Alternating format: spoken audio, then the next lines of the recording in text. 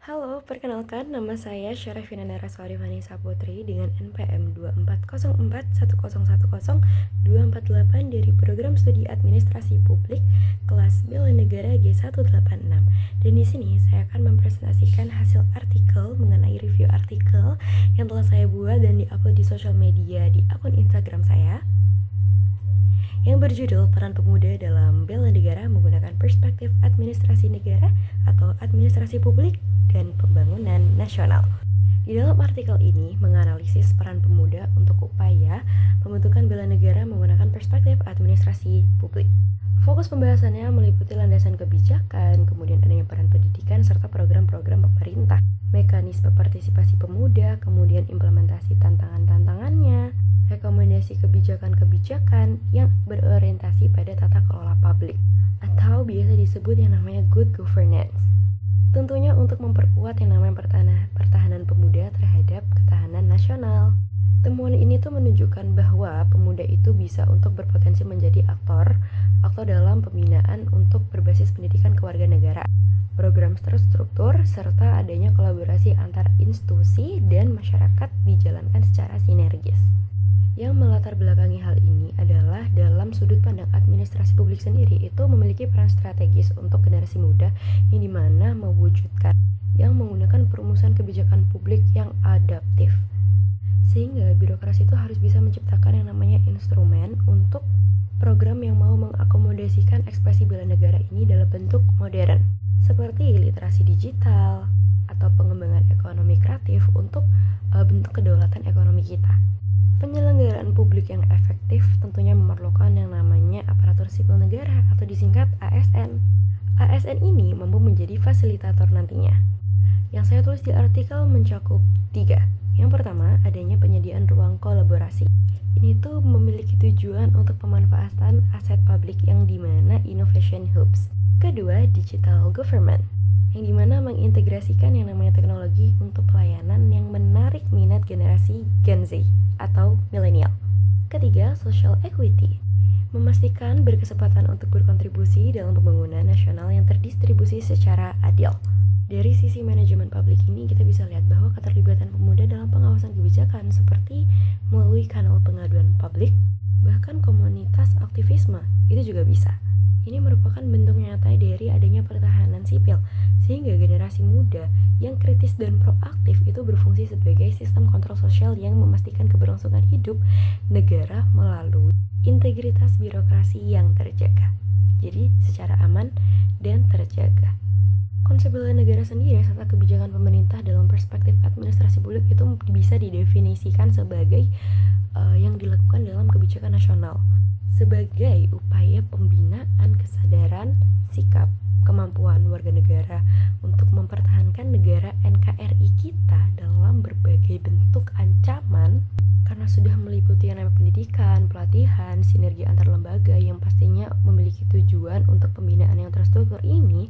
Implementasi program berbasis pendidikan dan pelatihan itu bisa menjadi salah satu strategi utama. Banyak studi sudah menunjukkan yang namanya pendidikan itu termasuk pendidikan kewarganegaraan ya, yang dimana ada di jenjang sekolah maupun kampus.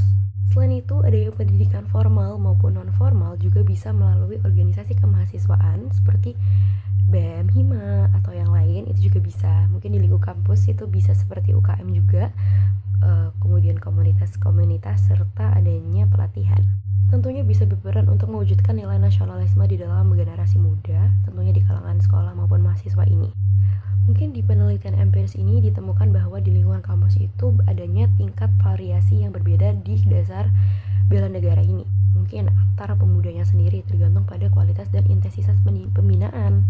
Penelitian mengimplementasikan bahwa di berbagai daerah termasuk wilayah perbatasan dan daerah tertinggal gitu ya, yaitu mengungkapkan program bela negara tuh seringkali lebih banyak berupa sosialisasi gitu. Saya juga tuliskan nih strategi apa sih program-program yang kiranya tuh efektif untuk pemuda berdasarkan tinjauan literatur saya dan prinsip administrasi publik tentunya.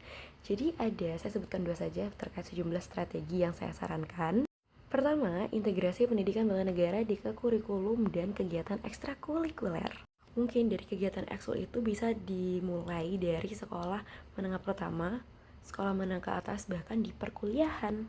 Kemudian menyediakan platform partisipasi digital untuk pemuda, yang dimana sekarang era sudah mulai digitalisasi dan modern, sehingga ini tuh bisa memanfaatkan kapasitas digital pemuda untuk kampanye kebangsaan.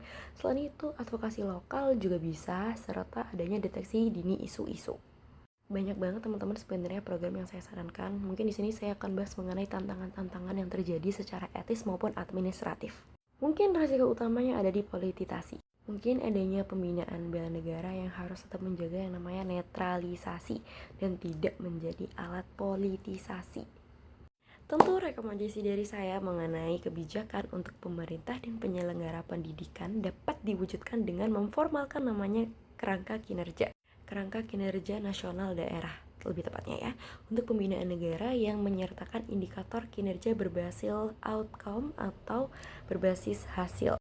Kemudian mengembangkan kurikulum modular bela negara yang dapat diadopsi dari perguruan tinggi dan sekolah, disertai dengan pelatihan guru maupun dosen, serta membuat mekanisme kolaboratif multi-stakeholder. Multi-stakeholder ini dapat dipelajari di prodi saya di administrasi publik tentunya. Saya jelaskan saja, ini tuh untuk memfasilitasi yang namanya inisiatif pemuda, misal grade kecil, mentoring birokrasi, akses ruang publik, serta melakukan evaluasi periodik berbasis data untuk mengukur nih sejauh mana untuk perubahan sikap, pengetahuan, serta tindakan pemuda terkait bela negara ini.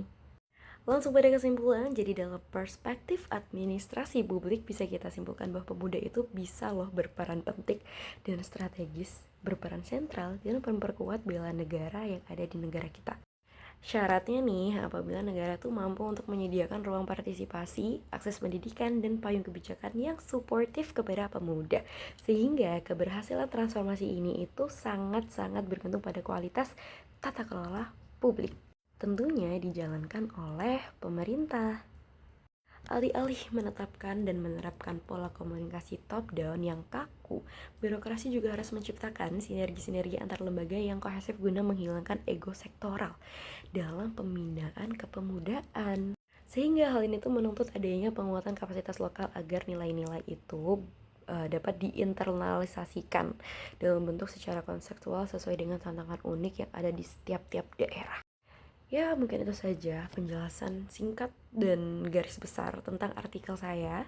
Semoga ya peran pemuda dalam bela negara menggunakan perspektif administrasi publik dan pembangunan nasional ini bisa bermanfaat untuk teman-teman generasi muda berikutnya maupun milenial.